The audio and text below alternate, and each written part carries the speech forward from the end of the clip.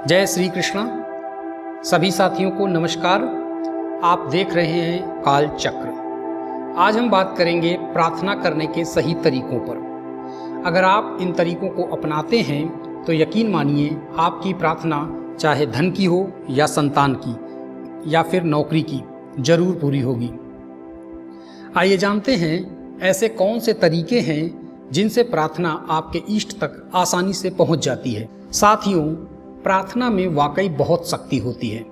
अगर आप इसके जरिए अपनी मनोकामना की पूर्ति चाहते हैं तो जरूरी है कि प्रार्थना को सही तरीके से किया जाए। हम अपनी मेहनत और दिमाग से काबिल तो बन जाते हैं, लेकिन कभी कभी कुछ मौक़ों पर हमारी काबिलियत भी हमारे काम नहीं आ पाती। ये ऐसे मौके होते हैं जब कुछ घटनाओं पर हमारा जोर नहीं चलता। इसी को हम अपनी जुबान में बुरा दौर कहते हैं। और इंसान की फितरत ही ऐसी है कि बुरे दौर में ही उसे ईश्वर की याद आती है।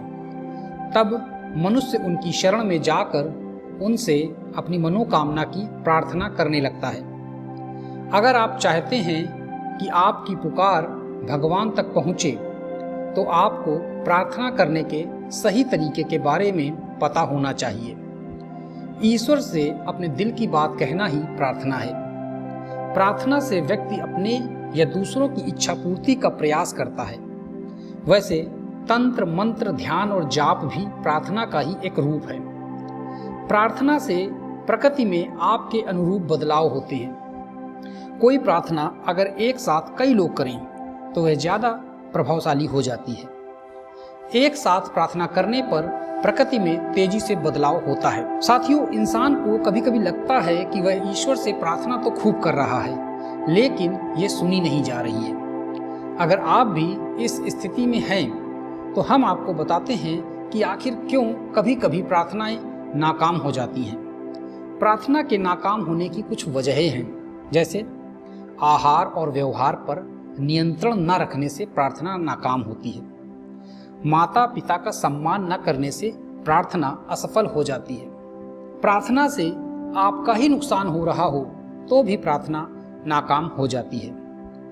अतार्किक प्रार्थना भी असफल हो जाती है। प्रार्थना के नियम।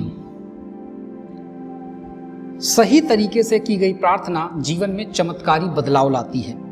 प्रार्थना सरल और साफ तरीके से की जानी चाहिए।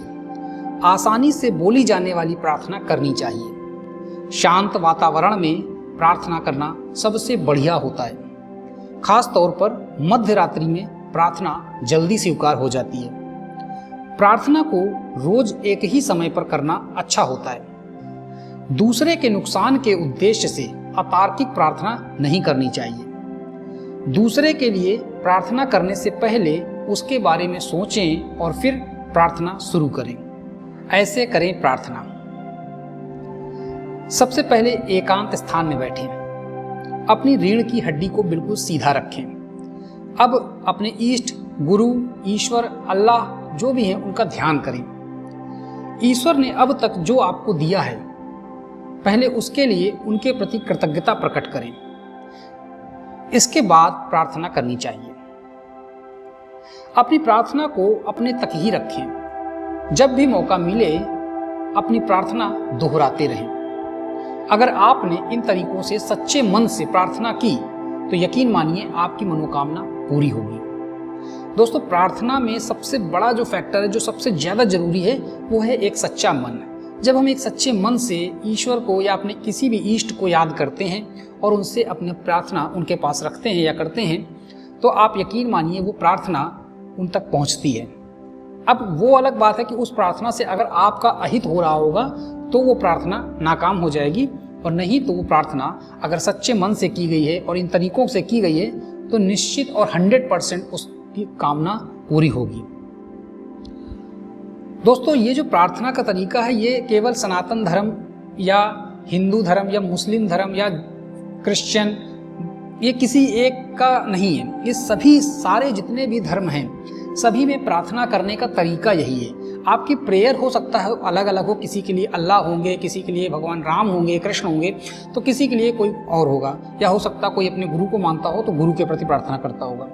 लेकिन एक चीज़ क्लियर है कि प्रार्थना करने का जो सही तरीका है वो ये है कि आप पहले ईश्वर के या जिसके प्रति कर रहे हैं उसके प्रति अपनी कृतज्ञता प्रकट करें कि आपने अब तक जो हमको दिया उसका आपको बहुत बहुत धन्यवाद।